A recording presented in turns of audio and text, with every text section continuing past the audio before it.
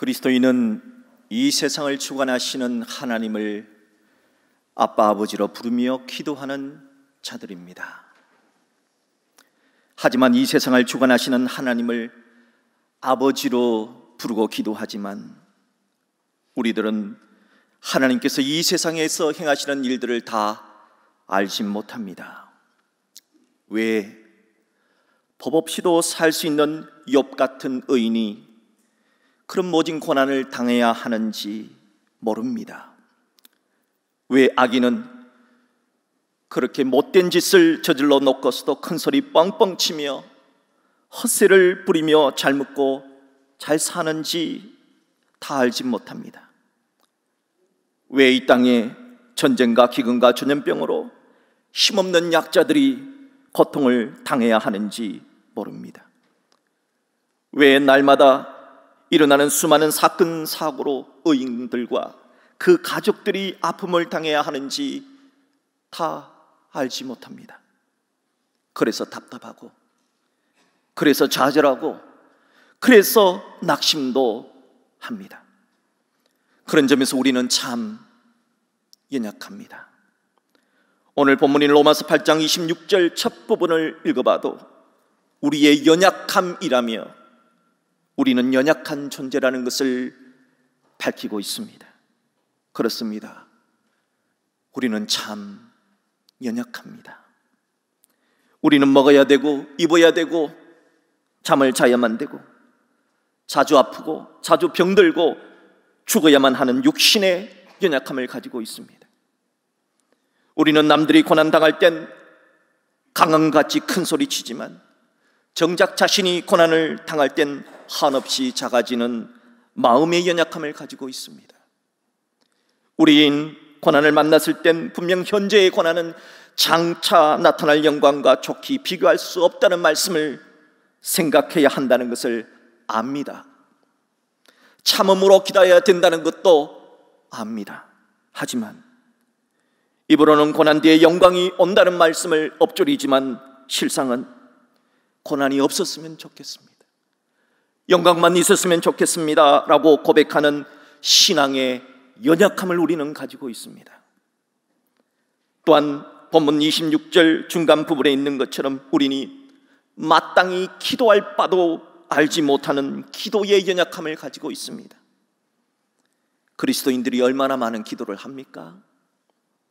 그렇게 기도를 많이 하지만 기도를 해도 마땅히 하나님이 원하시는 기도는 하지 않고 그저 내 뜻대로 되는 기도는 얼마나 많이 깊게 기도하는 그런 모습을 보이고 있습니까?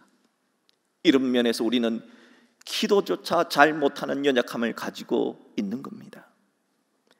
이런 연약함을 가진 우리들에게 하나님은 오늘 로마서 8장 26절로 30절의 말씀을 통해 너희들이 약하지만 이것만은 반드시 알라고 말씀하셨습니다. 저는 오늘 로마서 8장 26절로 30절의 말씀을 통해서 여러분과 함께 하나님의 자녀들이, 연약한 우리들이 반드시 알아야 할 진리, 그 진리를 살펴보면서 은혜를 나누고자 합니다. 과연 하나님의 자녀들이 반드시 알아야 할 진리가 무엇일까요? 첫째는 하나님이 연약한 우리를 도와주신다는 진리입니다. 본문 로마서 8장 26절을 보십시오. 이와 같이 성령도 우리의 연약함을 도우시나니, 성령님이 우리를 도와주신답니다. 우리는 마땅히 기도할 바를 알지 못하나 오직 성령이 말할 수 없는 탄식으로 우리를 위하여 친히 간구해 주신다 하십니다.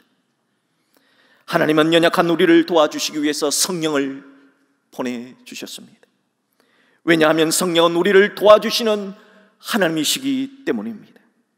그래서 성자 예수님께서도 천국에 올라가실 때 내가 부활한 이후에 이 땅에 있는 것보다 천국에 올라가는 것이 더 좋은 이유, 그게 뭔가를 요한복음 16장 7절에서 말씀해 주셨습니다.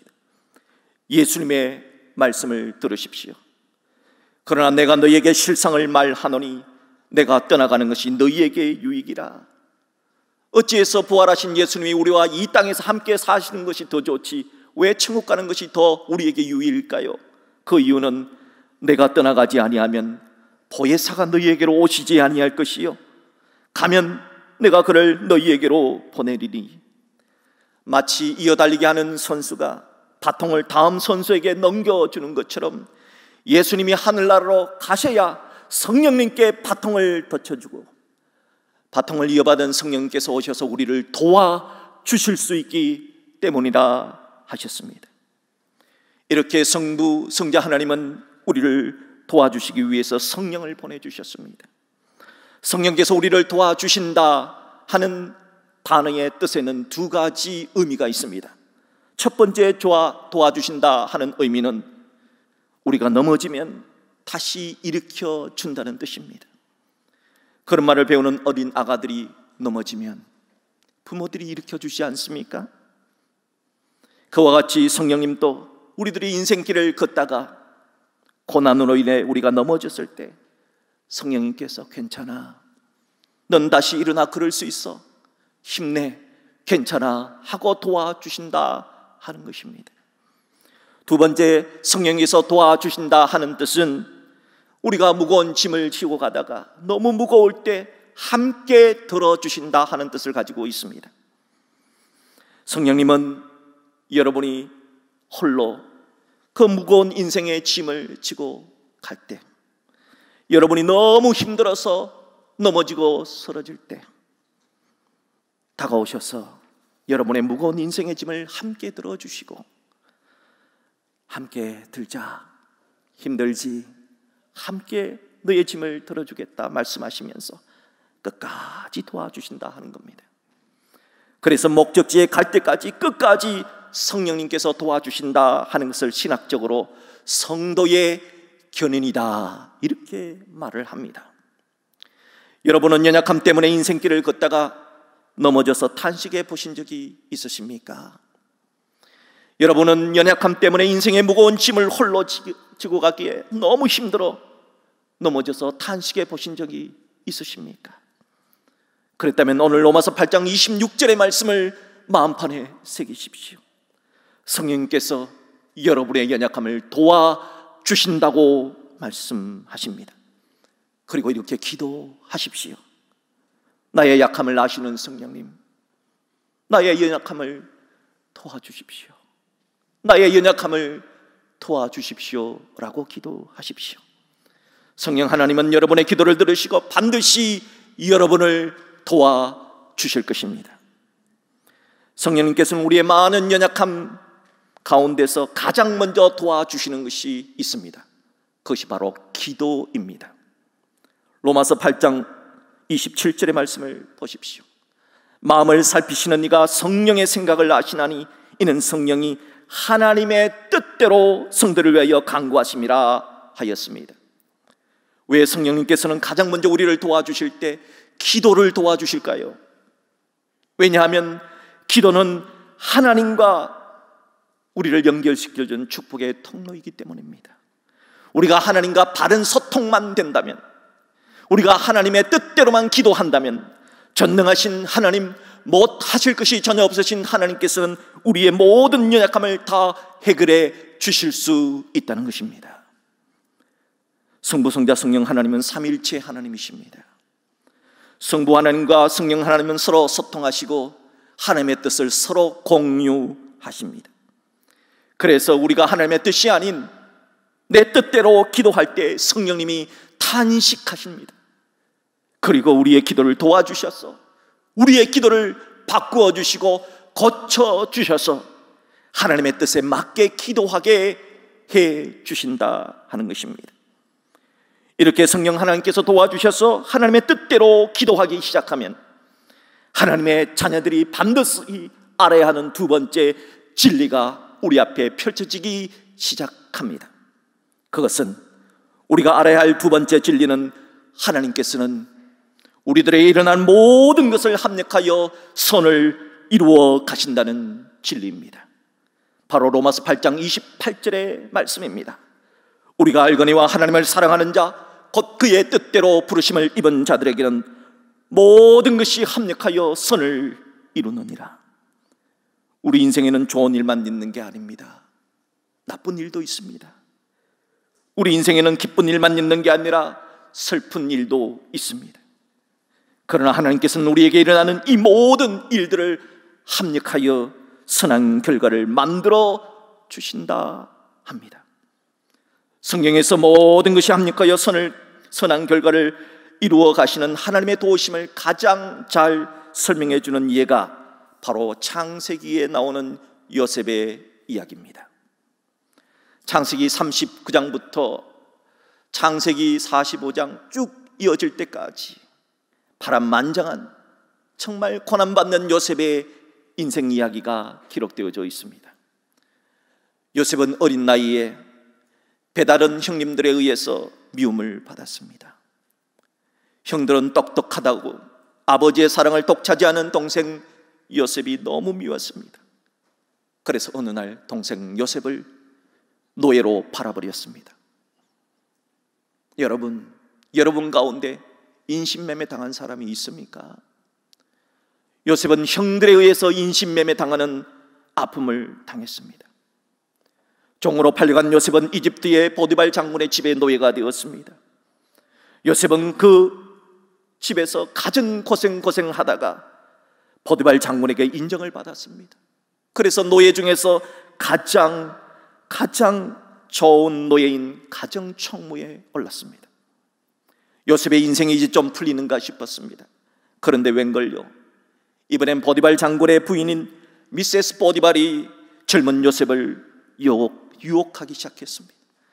자꾸만 요셉을 유혹합니다.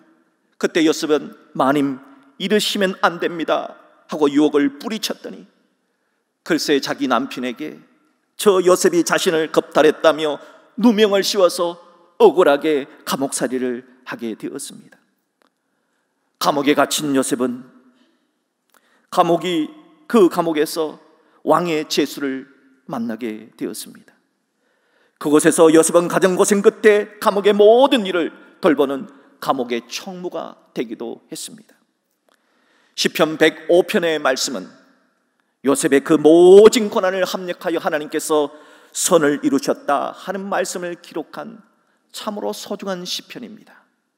자, 시편 105편 116절로 19절의 말씀을 들으십시오. 시편 105편 16절의 말씀입니다. 16절에 그는 하나님이에요. 하나님이 또 그 땅에 기근이 들게 하사 그들이 의지하고 있는 양식을 다 끊으셨도다. 기근이 들게 하신 것도 하나님이시요, 양식을 다 끊어버리신 것도 하나님이라는 것입니다. 17절을 보세요. 17절에 그도 역시 하나님이에요. 하나님이 한 사람을 앞서 보내셨으니 요셉이 종으로 팔렸도다. 요셉을 애굽의 종으로 팔려가게 한 것도 하나님이 하신 일이랍니다. 또한 18절을 보세요. 18절에 그의 발은 요셉의 발입니다. 요셉의 발이 착고를 차고 그의 몸은 쇠사슬에 매였으니 곧 여호와의 말씀이 응할 때까지라 그의 말씀이 그를 단련하였도다. 요셉이 억울한 누명을 쓰고 감옥살이 한 것도 다 하나님이 하셨답니다. 왜 그리 하셨을까요? 요셉을 단련하실 때는 하나님의 뜻이 있었기 때문입니다.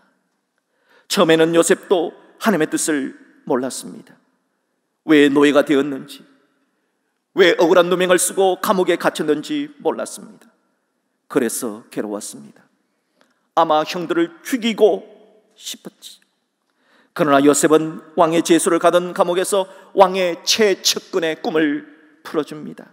그것을 계기로 해서 애굽왕 바로의 꿈을 풀어줌으로써 애굽의 국무총리라고 하는 위대한 자리에 오르게 됩니다. 그리고 기근을 만났습니다. 기근을 만나서 애굽의 국무총리가 된 요셉에게 어느 날 형들이 찾아왔습니다. 형들이 요셉 앞에 엎드립니다. 양식을 우리에게 좀 파십시오라고 말합니다. 요셉은 자신이 요셉임을 형들에게 말합니다. 그러자 요셉의 형들이 두려웠답니다. 요셉을 팔아버린 과거 때문에 한탄하는 모습을 보면서 후회하면서 통곡합니다. 그때 하나님은 요셉에게 지나간 모든 아픔과 과거의 모든 고난을 합력하여 선한 결과를 만들어서 오늘날에 이르게 하셨다 하는 진리를 요셉이 깨닫게 하셨습니다. 그것이 바로 창세기 45장의 말씀입니다.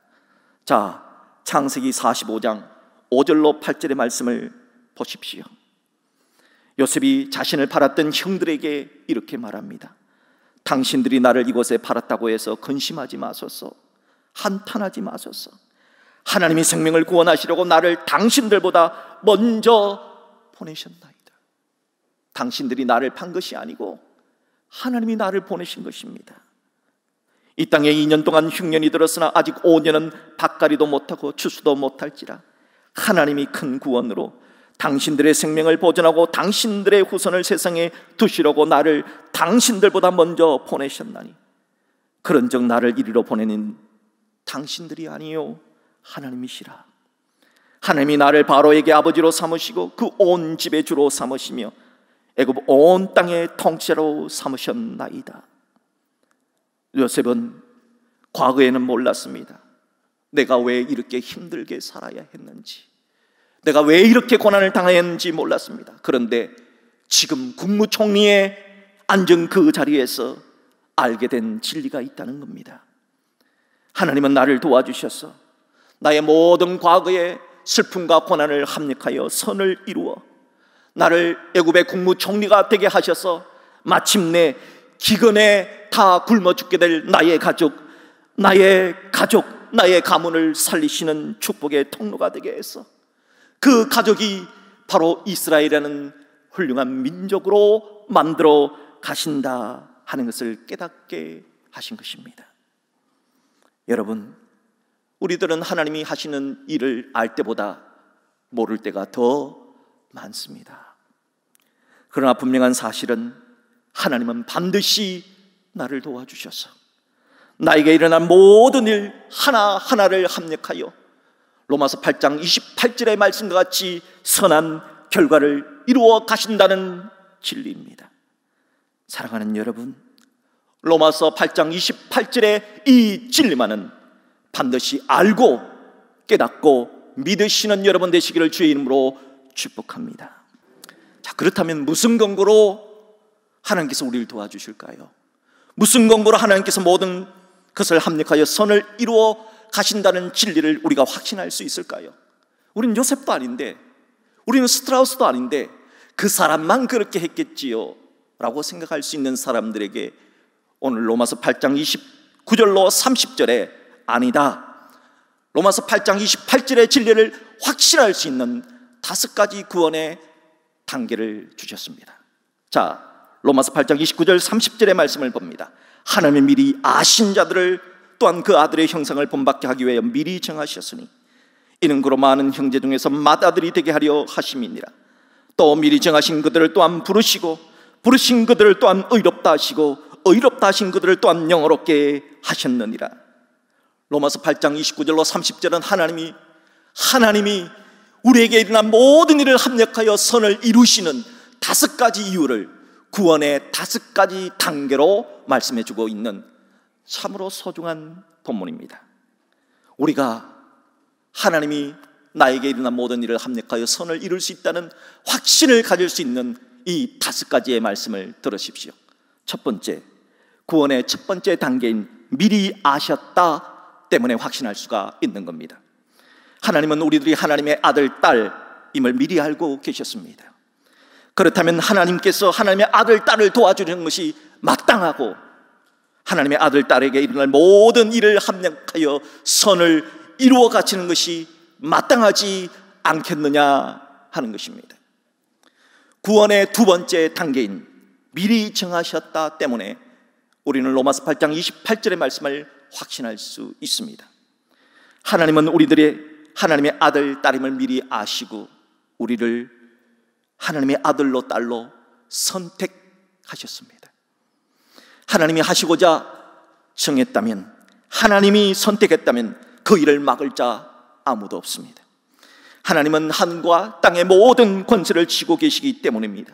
하나님의 허락 없이는 참새 한 마리도 땅에 그냥 떨어지지 아니하고 우리 머리털 하나 상하게 할 수 없습니다. 하나님이 잘 되도록 정하셨다면 나라든 민족이든 개인이든 잘 될 수밖에 없습니다. 하나님이 잘 안 되게 정하셨다면 모든 것이 잘 안 될 수밖에 없습니다. 그러므로 우리들이 하나님의 아들, 딸로 선택되었다면 하나님이 우리를 도와주시는 것이 마땅한 일이요, 우리에게 일어날 모든 일들을 합해서 선을 이루어 가신다는 것, 이것 또한 마땅한 일이지 않느냐 하는 것입니다. 세 번째, 구원의 3단계 때문에 우리는 확신할 수 있습니다. 구원의 3단계는 부르시고입니다. 하나님이 우리를 미리 아시고 선택하시고 적당한 하나님의 시간에 친구를 통해서, 부모 자녀를 통해서, 아내 남편을 통해서, 지인을 통해서 예수 믿도록 우리를 교회로 부르셨습니다. 하나님의 부르심에는 후회하심이 없습니다. 하나님이 후회 없이 우리를 하나님의 아들, 딸로 부르셨다면 우리를 도와주시는 것이 마땅하지 않습니까? 우리에게 일어날 모든 일 합력하여 선을 이루어 가신 것이 마땅하지 않겠느냐 하는 것입니다. 네 번째, 구원의 네 번째 단계인 의롭다 하시고 때문에 우리는 로마서 8장 28절을 확신할 수가 있습니다. 우리들은 전혀 의로운 존재가 아닙니다. 그런데도 하나님은 그런 우리를 하나님의 아들, 딸로 택하시고 이사야 43장의 말씀처럼 내가 너를 지명하여 불렀나니 너는 내 것이라, 너는 내 것이라 하시며 후회 없이 우리를 불러주셨습니다. 그리고 우리를 위해 십자가에서 피 흘려주신 예수님 덕분에 우리의 죄는 용서받고 의롭다 칭함을 받게 해주셨습니다. 하나님이 우리를 의로운 존재로 만들어 가시기 위해 하나님의 독자 예수님이 피 흘려 죽으실 정도로 우리를 사랑하셨다면 우리를 도와주시는 것이 마땅한 일이요, 우리에게 일어날 모든 일들을 합력하여 선을 이루어 가시는 것이 마땅한 일이지 않겠느냐 하는 것입니다. 마지막으로 우리가 로마서 8장 28절의 말씀을 확신할 수 있는 것은 구원의 다섯 번째 단계, 영화롭게 하셨느니라 때문입니다. 우리는 이미 구원의 첫째, 둘째, 셋째, 넷째 단계를 겪었습니다. 앞으로 우리에게 남아있는 구원의 단계는 영화롭게 되는 단계입니다.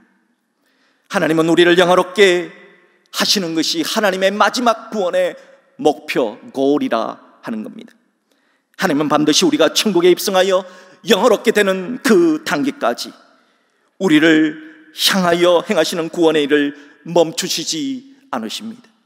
중단하지 않으십니다. 왜냐하면 이사야 9장 7절의 말씀처럼 만군의 여호와의 열심히 이를 이루실 것이기 때문입니다. 왜냐하면 빌립보서 1장 6절의 말씀처럼 너희 안에서 착한 일을 시작하신 이가 그리스도 예수의 날까지 이루실 줄을 우리는 확신하기 때문입니다. 그래서 오늘 로마서 8장 29절 30절에 사용되는 동사를 보면은 모두 다 과거 시제로 되어 있다는 놀라운 진리를 발견하게 됩니다. 여러분, 과거 시제의 동사로 기록된 이유가 있습니다. 자, 한번 생각을 해보세요. 우리가 천국 가는 것은 과거 일입니까? 미래에 있을 일입니까? 미래에 있을 일이지요. 그러면 우리가 천국 가서 영화롭게 되는 일은 미래에 있을 일입니다. 그런데 성경을 보십시오. 로마서 8장 30절 같이 합독합니다. 영화롭게 하셨느니라. 이게 과거형입니까? 미래형입니까? 과거형이죠. 우리는 아직 천국도 안 갔는데 우리를 영화롭게 하셨다 하고 과거형을 쓰시는 이유가 있습니다. 이것은 반드시 하나님께서 그리 하시기 때문이라 하신 하나님의 강력한 신의 의지를 드러낸 말씀입니다. 그러므로 하나님이 우리를 천국에서 영화롭게 해주시는 그날까지 일을 쉬지 않으신다 하는 겁니다. 결국은 우리를 영화롭게 하시는 그날까지 하나님은 모든 것이 합력하여 선을 이루시는 그날까지 하나님은 일을 멈추시지 않으신다 하는 하나님의 말씀을 믿으시기를 바랍니다.